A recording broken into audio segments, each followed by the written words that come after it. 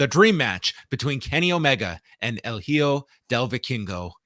Possibly the greatest match in Dynamite history, and I feel one of the greatest performances I've ever witnessed on a pro wrestling show in Vikingo tonight. I was blown the fuck away by that match. It was incredible. I couldn't have dreamt a better match. That was spectacular. Of everything that was hit, the match was structured for Vikingo to be the star, and for that, I mean, Kenny was a fantastic opponent, but this was all about Vikingo. And I know it will come up of everyone that will look back at the fervor that this match caused. If that lit a extra spark of motivation in not just the performers, but of AEW itself to make this match feel so special tonight, where it was not just relegated to its block on the show all night long. It was promoted. They had a video for it. I thought they did a great presentation before you got to the match itself. And then you had an unbelievable match that will be some people's match of the year. I think it's at that high of a standard that match was. I just thought it was unbelievable. Like, if you are familiar with El Hijo del Vikingo, it only solidifies one of the great wrestlers in the entire industry.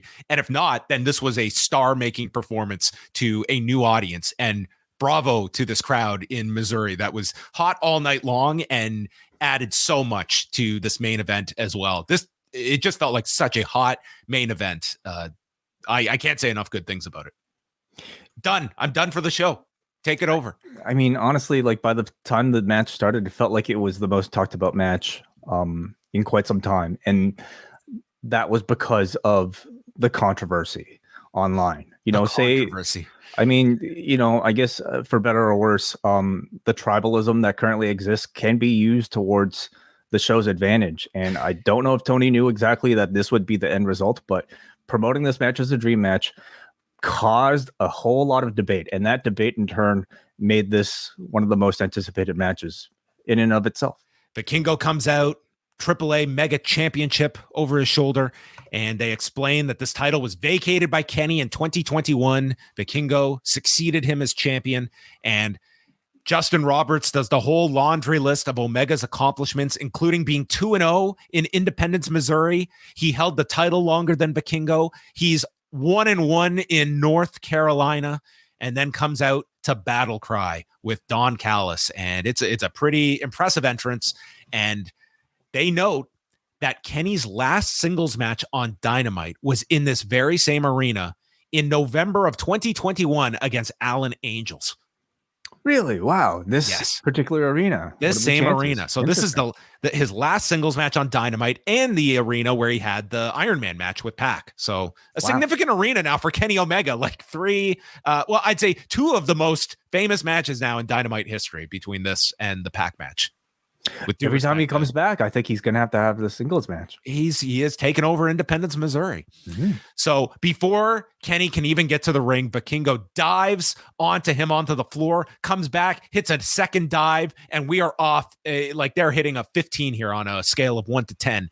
The bell rings, and we get the inverted splash into a Rana off the turnbuckle to Kenny. And at this point, I mean, this is already spectacular about 2 minutes in, and you just know this is going to be something else.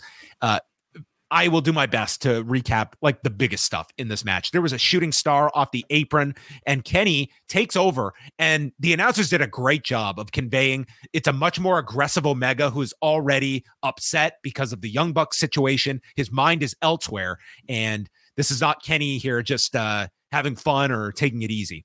So he brings out a table and sets it up ringside and just leaves it there. And everyone's mind is just, how will this table be broken? Because it's not going to be a guy just slipping off the apron and going through this table. So it just sits there. Then we get a spinning Rana delivered to Omega. They fight on the apron with chops, and then Kenny Omega delivers what might be the most beautiful monkey flip you've ever seen, with Vikingo launching himself in the air and coming down onto the edge of the apron. Part of me thought he was going to monkey flip him through the table, but that would have been too calm. It looked like that, actually, from the angle, but probably not really possible. Vikingo stops a snapdragon and then balances himself on the metal post and from there hits a Dragon Rana to Kenny off the edge of the apron. Insane. It was unbelievable. Then they make their way onto the top turnbuckle, and Kenny goes for a top rope powerbomb, which is countered with a Rana in midair. As spectacular as Ray and Eddie doing it in 97. I mean, this was nuts, and no margin for error here. Like, they just nailed this. And Vikingo proceeds to go stand on the middle rope from the outside of the apron and proceeds to hit a Phoenix splash. This whole place is going nuts. Kenny recovers, hits a V-trigger for 2, hits another one, lifts him up for the one-winged angel, but Vikingo counters it by punching him, scales to the top, and then flips in midair, landing on the shoulders into a poison Rana. This dude could not miss with anything that he shot for in this match. And with Kenny rolling onto the table, we get a step-up 630 splash through the table to Kenny on the floor. Amazing. I could not believe this. Vikingo follows, misses with a 630 in the ring. The V-trigger lands, and Omega wins with the one-winged angel. Unbelievable match. Kenny might be 1-2 this year for best match of the year. I thought this was so incredible. This is one of the best television matches I've ever seen, period. I just couldn't say enough about it. Yeah, I think if you've seen, any of the Vikingo stuff through GIFs, and yes, I will refer to them as GIFs, I think your expectations would have been incredibly high for something like this, and I thought they lived up to everything.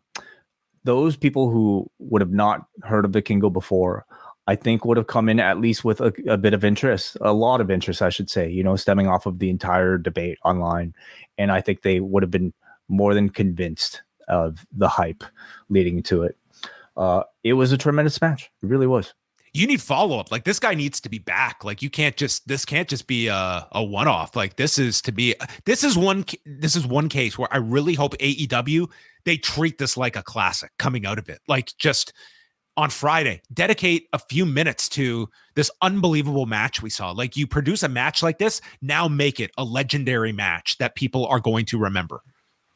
Yeah, I'll be curious because I don't know if they'll have plans for another match with Vikingo. I don't know if this is supposed to be a follow-up, but I will say if they do get him again, they should make it a pay-per-view level match because I think the anticipation will be that much. I'm assuming AAA will get the rematch at some point. Possible. Will they have Vikingo long enough to tell a sustained like story? In theory, it makes sense. Like, Kenny should get a title shot out of this. Like, that makes all the sense in the world for like one of your Triple Mania shows.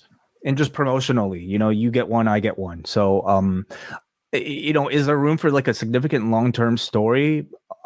I don't know. I'm kind of doubtful of that, John, just because Kenny's involved with his own storyline right now in AEW, and this just felt more to me like a one-off. But because of the reception coming off of it, they have to do a good job at least of promoting the second one.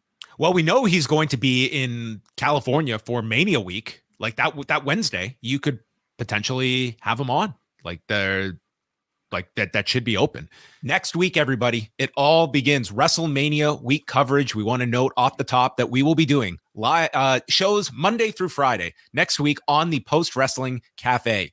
So this will not be in place of our free content. We will still be doing Raw and Dynamite next week. But if you are a Cafe member, you will be getting shows daily covering all of the many Mania shows. We have some guests that are going to be lined up, and I'm going to break my cardinal rule away, and we are going to announce our first guest for WrestleMania week. Joining us next Monday, if the planets align, we will be kicking off our post-wrestling WrestleMania week coverage with Speedball Mike Bailey, who is set to have quite the week in and around Los Angeles, coming off that GCW main event on Sunday in Toronto. So looking forward to having Speedball Mike Bailey on next week. Many others to come. PostWrestlingCafe.com, your place to be next week for all things WrestleMania. And then live Saturday and Sunday night immediately after each night of WrestleMania here on the Post YouTube channel. So all we ask, subscribe and circulate the word out there. The world needs more way.